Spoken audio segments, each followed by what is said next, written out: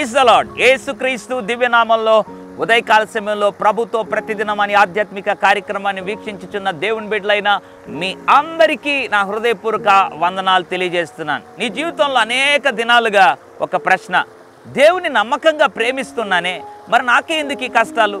దేవుని నమ్మకంగా ప్రేమిస్తూ దేవునికి అన్ని విషయాల్లో యథార్థంగా ఉన్నానే, నాకే ఎందుకు ఈ కష్టాలు? పరిచర్లో నమ్మకంగా ఉన్నానే, నాకే ఎందుకు కష్టాలు? దేవుడంటే నాకు అమితమైన ప్రేమ, ఆప్యాయత, అనురాగం ఉంది కదా, నాకే ఎందుకు ఇన్ని ఇబ్బందికరమైన పరిస్థితులు అని ఉదయకాల సమయంలో ఆశపడుతున్నావా?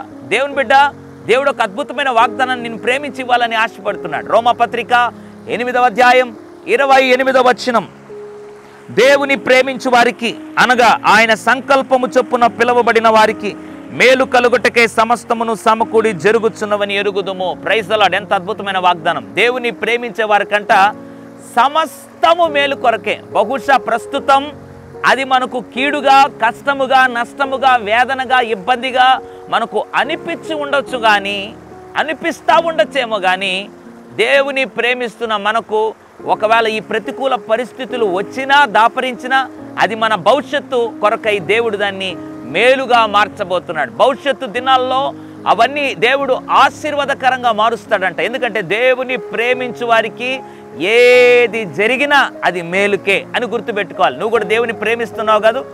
పోనీ ఈ జీవితంలో ప్రస్తుతం కష్టాలు ఉండొచ్చు, వేదన ఉండొచ్చు, కన్నీరు ఉండొచ్చు, శ్రమ ఉండొచ్చు, ఇరుకు ఇబ్బంది ఉండొచ్చు. అయితే ఇవి మన మేలు కొరకే. కారణం ఏంటో తెలుసా?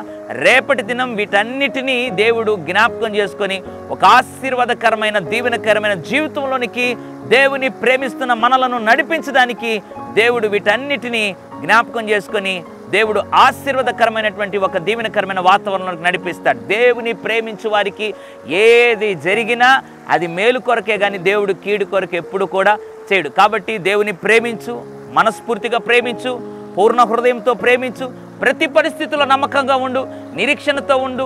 రేపు ఈ ప్రతికూల వాతావరణం అంతా అనుకూలంగా దేవుడు మార్చబోతున్నాడు. పరిశుద్ధుడా, ప్రేమగల తండ్రి, నీకు స్తోత్రములు. దేవుని ప్రేమించు వారికి అన్ని మేలు కలుగుటకే జరుగుతాయని మాట్లాడావు.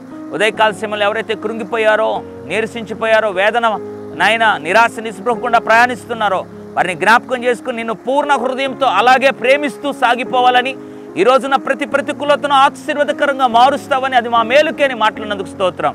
అవన్నీ ప్రభువా మా జీవితంలో ఇప్పుడున్న ప్రతికూలత అంతా మేలుగా మార్చి మహిమ పొందమని యేసు నామములో ప్రార్థిస్తున్నాను తండ్రి. ఆమేన్. God bless you.